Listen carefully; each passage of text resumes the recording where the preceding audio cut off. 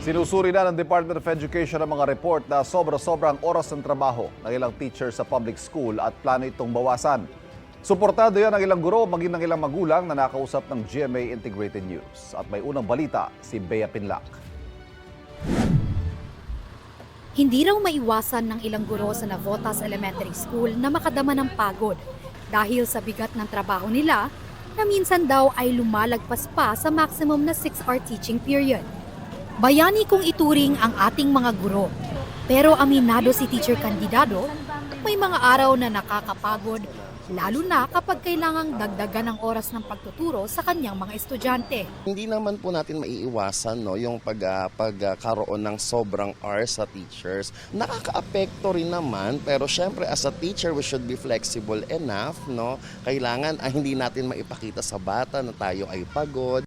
Si Teacher Normelita naman, tinitingnan na lang na serbisyo sa bayan kapag sumusobra ang oras niya na pagtuturo. Sinusunod naman namin yung 6 hours.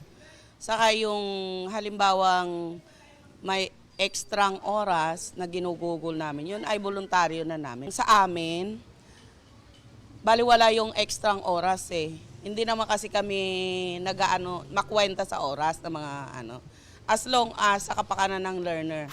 Ayon kay Education Secretary Sunny Angara, tinitingnan na ng kagawaran ang mga natatanggap nitong report tungkol sa mga teacher na nagtuturo ng sobra pa sa 6 na oras. Sa ilalim ng Magna Carta of Public School Teachers, 6 na oras lang ang maximum teaching period ng mga guro kada araw. Nauna nang umalma ang ilang teacher groups dahil sa pangamba ng mas mabigat na workload para sa mga guro dulot ng implementasyon ng matatag curriculum. Sa DepEd Order No. 5 kasi na nilagdaan ni dating DepEd Chief Vice President Sara Duterte, required ang mga teacher na magturo sa classroom ng 6 na oras at 2 pang oras para naman sa teacher ancillary tasks.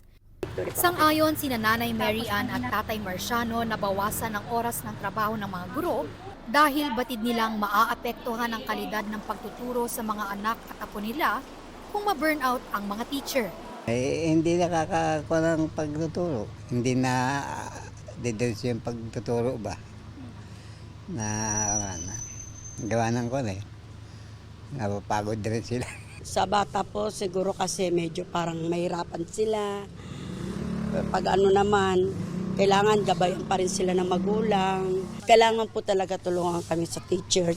Ito ang unang balita, Bea Pinlac para sa GMA Integrated News.